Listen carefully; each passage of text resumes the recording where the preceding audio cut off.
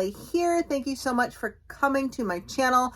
Wait until you see the goodie lit box I have to show you. It's something you're going to want if you don't already have it. And I will link below where you can find it. But if you are a classic literature lover, a lit student, a literature teacher, an English teacher, or somebody who wants to delve into classics, but isn't ready for the mega bruiser novels or the poetry or the Shakespeare, this will give you a good introduction to many different classic literary art authors and let you also explore some of the works that are lesser known. And if you are a literature person already, you may not have ever heard of these, and you will definitely want this for your collection. So what I am going to show you is massive, and I don't know how I'm going to get it on the camera, but it is, ooh, look at how big it is, you guys. Yeah, it is the Penguin full set of Little Black Classics. There are 80 of them. This was made by Penguin in honor of their 80th birthday. And you have in here very well-known and some lesser known, but equally significant classic literature authors. I keep wanting to say artists, authors. And we have everything from short plays to poetry to maybe some mini novellas to essays and maxims. And if you're not sure what a maxim is basically a general statement of truth or code of conduct, something you might see in like a historical document. But I'm going to pull some out and show you, and they are numbered 1 through 80. Okay, so number 1 is, for example, Mrs. Rosie and the Priest. It is by Giovanni Boccaccio, and you see here it says number 1. Number 1, it says the name here, and they're these super slim, easy reads. Most of them are around 60 pages, and because they all look uniform in size in the box. And let me show you the inside. So, by the way, Giovanni Boccaccio was born 1313 in Tuscany, died 1375 in Tuscany. This was taken from Boccaccio's Decameron. Am I pronouncing that right? I'm not a big fan of antiquity Italian literature. I believe I am. The Decameron taken from that. So it is easy to read. You know, it's all put into normal text. And at the back of all of these, they often have like a timeline. So let me tell you some of the other writers we have in here. And I'm going to show you some others. We have Robert Louis Stevenson, Marco Polo, Thomas Hardy, John Keats, Walt Whitman, and on Jonathan Swift, Gerard,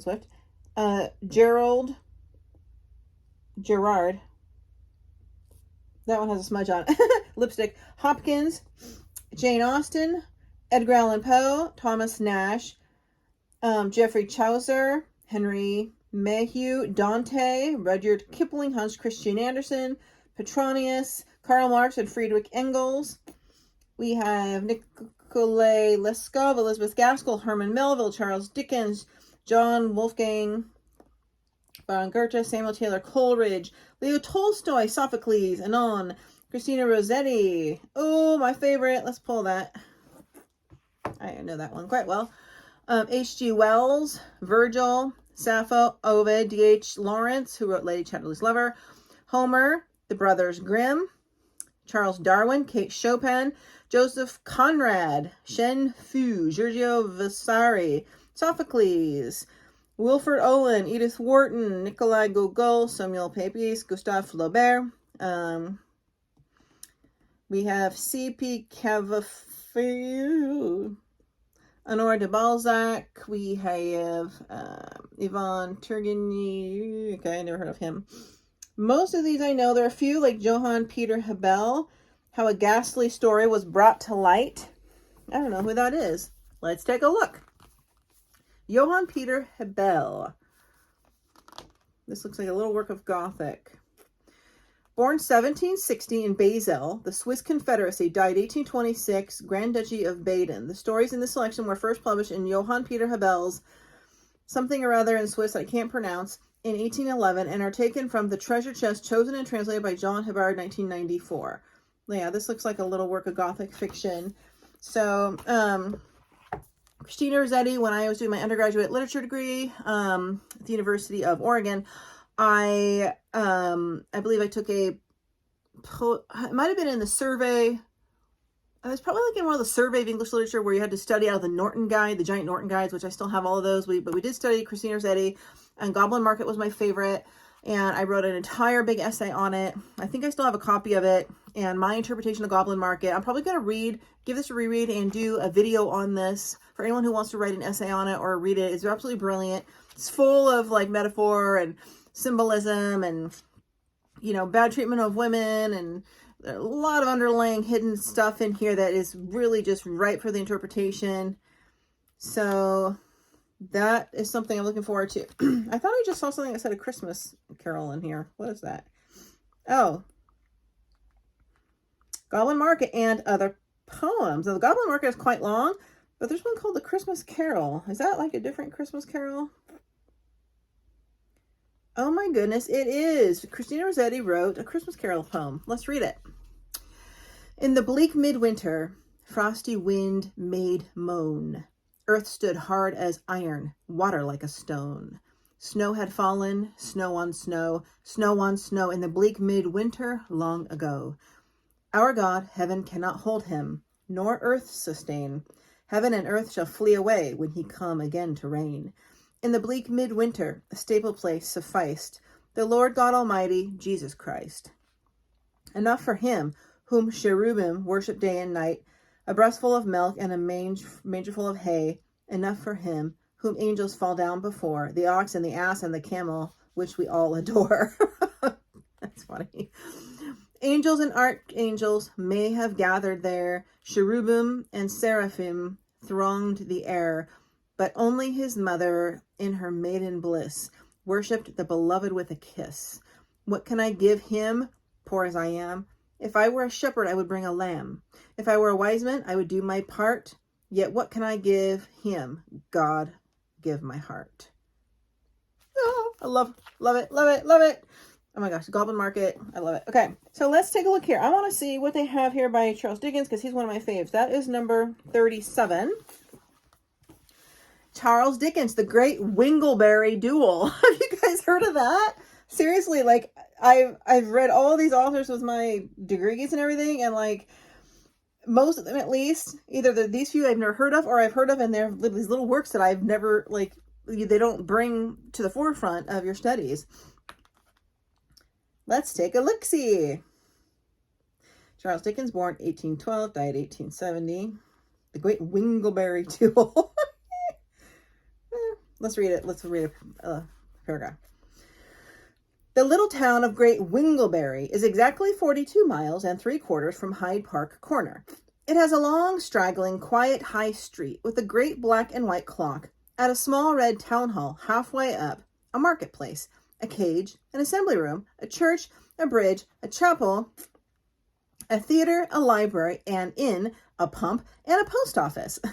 Tradition tells of a little Wingleberry down some crossroad about 2 miles off, and as a square mass of dirty paper, supposed to have been originally intended for a letter, with certain tremulous characters inscribed thereon, in which a lively imagination might trace a remote resemblance to the word little, was once stuck up to be owned in the sunny window of the Great Wingleberry post office, from which it only disappeared when it fell to pieces with dust and extreme old age. There would appear to be some foundation for the legend. Common belief is inclined to bestow the name upon a little hole at the end of a muddy lane. Very fascinating. So what I'm going to do, you guys, I'm going to read every one of these in order, and I'm going to review and discuss each one on my channel. Yay! I kind of cheated. I skipped the one I pulled out of this box already, was 30 or 40 something, is Oscar Wilde, Mr. Seville's Crime, because I love kind of Sherlock Holmes type crime stuff, and I love Oscar Wilde, and I cheated, so I might have to review that one first out of order, but after that I'm gonna go in order, maybe, or maybe not. Like, maybe I should just like lead me to which one and pull that, and that's the one I'm gonna do. So maybe I'll do that instead. Yeah, that's more fun. Because sometimes, like, you don't want to read it. Like, you want to put off the ones you think are going to really suck. So, here I have, oh, my son pulled this one out when I got it the other day. Let me find it. It was hilarious. It was, Dante. Where is it? Here it is. Yeah, this is it. Dante's Circle of Hell. It's Circles of Hell. My son pulled that and he's like, what is this? He's like, reading it. Gates of Hell. Oh, let's see it. Any fans out there of Paradise Lost? Let's see. Gates of Hell. Here we are going down to hell. Through me you go to the grief-racked city. Through me to everlasting pain you go. Through me you go pass among lost souls. Justice inspired my exalted creator. I am a creature of the holiest power, of wisdom in the highest, and of primal love. Nothing till I was made, only eternal beings, and I endure eternally. Surrender as you enter every hope you have. These were the words that, written in dark tones, I saw there on the summit of a door. I tuned. Their meaning, sir, for me is hard, and he is answering. Your needs must be surrender all your doubts. All taint of cowardice must be here dead. We now have come where, as I have said, you'll see in suffering the souls of those who've lost the good that intellect desires to win. And then he placed his hand around my own. He smiled to give me some encouragement and set me to enter the secret things. Sighing, sobbing, moans, and plaintive wailing all echoed here through air where no star shone. And I, as this began to weep.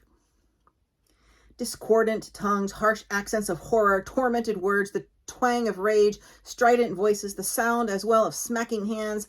Together these all stirred a storm that swirled forever in the darkened era where no time was as sand swept up in breathing spires of wind. I turned my head. What is this I hear?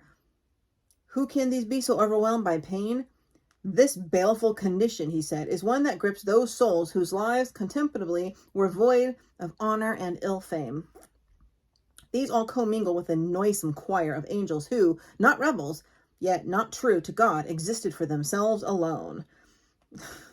It's just like the whole thing is about like the torturous gates of hell. I don't know. When I was in when I was doing my undergrad literature, I took a Dante class and some other religious lit class. I remember particularly also like Paradise Lost, and I was just like hated it with a passion. And 20-something years later, looking back at some of those works, I find it fascinating. So your ability to be attracted to certain types of literature does change as you age or as your life experience grows. But I'm a spiritual but not a religious person, and I look at this and I think Dante is associated with some of what we consider to be the traditional versions of hell. The burning, the pain, the misery, the forever, suffering. And I remember when I was doing the undergrad, I don't know, this was 20 years ago. Like I remember I was reading Paradise Lost, or it might have been another similar work, but I was reciting it to my uncle, my dad's twin brother, and telling him I was taking this class and this is what I was reading. And he's extremely Baptist religious and a little bit cuckoo on the, kind of a nut job actually. But 20 years later, he's a lot more loony than he was. But he told me that it's all wrong. Everything in that book was wrong. Like as if it was, even though it's a piece of fiction, it was supposed to have been real. That it's all wrong. That he knows where the entrance to hell is. He's seen it and he's been there. And I said, well, that's interesting. Like, and it's like, what do you say to something like that? And I said, well, how would you know that? He's like, well, I discovered it on my last trip to the Pacific Northwest. It's right there in the middle of Utah between so-and-so and the Great Salt Lake. And I'm like, how do you respond to that? Like, I said, so that's the entrance to hell? Like, he's like, sure it is. And I figured it out. There was hints in the Bible. And I looked at I used my geographical mapping technology device, something I don't even remember. It was like all scientific, and he's located on the map, and that's a particular reason he went on that trip to the Pacific Northwest or the Southwest, and he went to find the entrance to hell. And he knows right where it is. And since it wasn't in that book by Dante, then Dante must be wrong. But like to this day, who can forget that story? But so now when I read this kind of stuff, I just think it's funny. So sorry, brilliant but funny. There was some information you guys didn't need to know. Charlotte Perkins Gilman, The Yellow Wallpaper. Oh, Elizabeth Gaskell, The Old Nurse's Story. Herman Melville, who wrote, obviously, oh, this one's interesting. Moby Dick, he wrote Moby Dick. The Maldive Shark. So another kind of a nautical story. Interesting. Oh, it looks more, it starts with a poem and then it goes into like a story. The Enchanted Isles. Two sides. Oh, this is poetry. Two Sides of a Tortoise. Well, no, it's poets and stories. That's weird. I'm not a big Moby Dick fan, but let's see. Marco Polo, John Keats. I just did a video on the Great Six, who were the romantic poets during the era of Romanticism, so check that out. I can always link it below. Walt Whitman, Jonathan Swift, A Modest Proposal. So look at, these things can totally slip in your purse, a small handbag, your inside coat pocket, a laptop bag. You can read them on your lunch hour. I mean, seriously, you could probably be one a day and be done in 80 days if you wanted. Jonathan Swift. Modest Proposal. Born 1667, Dublin. So this is an oldie, which would have been late 1600s. A Modest Proposal. What are we proposing? For preventing the children of poor people in Ireland from being a burden to their parents or country, and for making them beneficial to the public. So this seems more like one of those maxims, which is a statement of general truth and or to sway the reader of the message. It is a melancholy object to those who walk this great town or travel in the country when they see the streets, the roads, the cabin doors crowded with beggars of the female sex, followed by 3, 4, 6 children, all in rags, and importuning every passenger for an alms. These mothers, instead of being able to work for their honest livelihood, are forced to employ all their time in strolling around to beg sustenance for their helpless infants, who, as they grow up, either turn thieves for want of work, or leave their dear native country to fight for the great pretender in Spain, or they sell themselves to the Barbados Islands. Ooh, this will be interesting. Yeah, so we have a nice, a lot of major British and American authors. And here we have Irish, we have some Scottish, we have Russian. There's actually a couple of Middle Eastern authors in here. But anyway, traditionally in these bigger novels of classics we're used to, we associate, the Brontes with, Charlotte and Emily, and with, Jane Eyre and Wuthering Heights and whatever, a couple of or we associate Dickens with, Christmas Carol and David Copperfield, whatever the known ones are. But we forget that these authors often wrote for years before they landed the idea for their big novel or got it published. Some wrote for magazines, some wrote for newspapers, some wrote in what they call the serials or the periodicals, where installment 1 of the story is 1 week and then the installment's the next week, yada yada. Some wrote just poetry, some wrote essays. So a lot of them had smaller writing works of genius that they were doing to try to build their career to become writers before they became these, major, like, influential authors that wrote, brilliant masterpieces of our planet, on the planet, really. So they don't just like, oh, I'm like, Henry James, I'm going to law school, blah, blah, and now I'm just going to write my masterpiece. I'm going to write Portrait of a Lady. No, he was writing for magazines. He was writing for newspapers, working his way up, short stories. So we got to remember that it's not like these authors didn't become genius, influential literary,